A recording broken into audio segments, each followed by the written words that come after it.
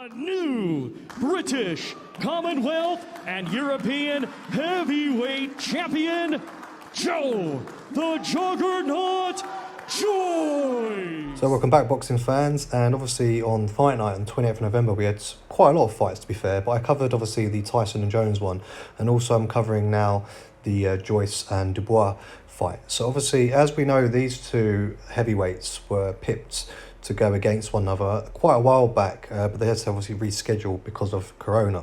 So they finally got their shot against one another. Now, as we know about Daniel Dubois, he's much younger, less experienced, but nonetheless, he's got a very good record to date at only 23 years old.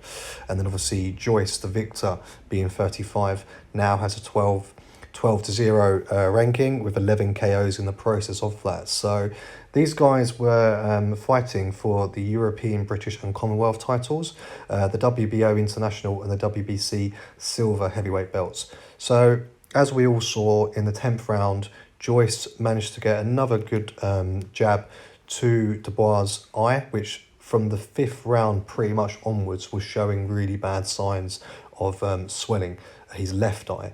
And Joyce just kept ploughing on at him, just kept taking that, just kept jabbing the eye, you know, nothing really major, but enough to keep causing trauma to him.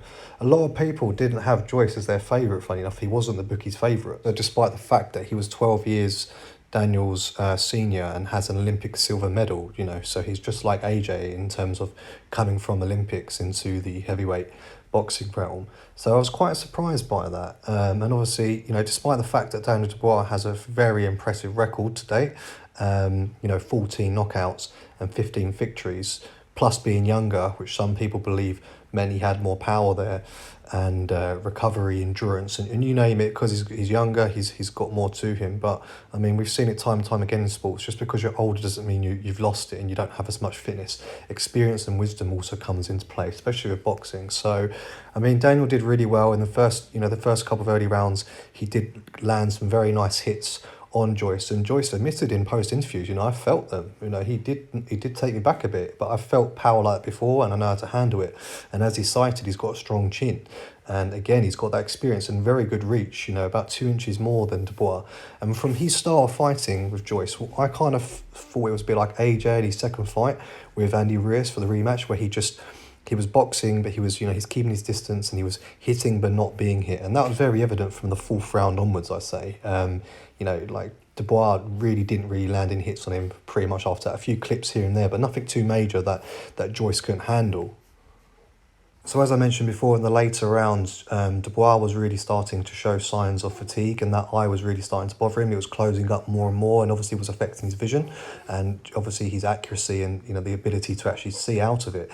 And Joyce took full advantage of that, and as he just kept jabbing, like I said, and hitting that target, because he knew if he kept ploughing at it, it would take him back. And to be fair, I think Daniel showed lack of experience in this fight with someone as seasoned as Joyce. Joyce really played a good game. You know, he looked like you know, at the end of the fight, he not backflip, but he always does a flip, and showed that just how much energy the guy had in his tank. He wasn't hurt at all by Dubois. Yes, he admitted a few hits did hurt him a bit, but nothing too major that he couldn't handle. And Dubois was quite rattled, I think, and shocked at just how much Joyce could take the hits and keep coming and stay composed. I mean, he looks solid to me, overall, Joyce. A lot of people still are hating on him and basically saying that he's not good enough to travel up into the ranks against the likes of Fury and AJ, but obviously he has a chance now against Usyk, and that's what he wants. Him and his manager were talking about that in the post interview, and in general he did like call out Usyk himself. So what also has been noted, a lot of people were hating on Dubois, saying he was weak, not a true fighter, you know, gave up too easily and was basically a beater in that aspect. But we found out after the hospital visit that he actually has a fractured eye socket, and that's why he took to his knee.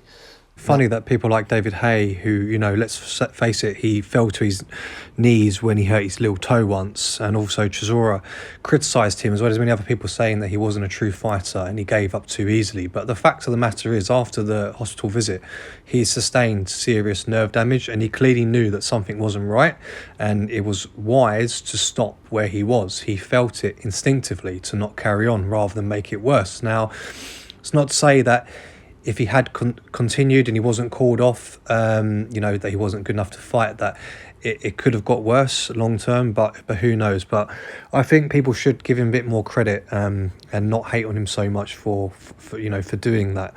But well done to Joyce. He deserved to win. He was the better fighter of the day. He wasn't that entertaining really. We didn't see anything spectacular, but he did the work. He did the job, and he's obviously secured himself some future opportunities there. Obviously moving forward. So we'll see what happens for him. Like I mentioned, there's possibility that he might go against Usyk.